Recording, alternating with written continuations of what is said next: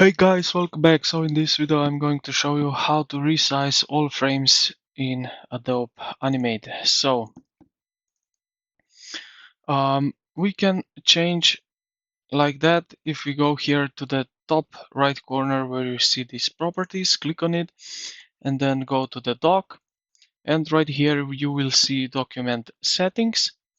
Now what you're going to do is set here scale content, click on that, and now if we move that, as you can see, everything is changing width and height here as we want.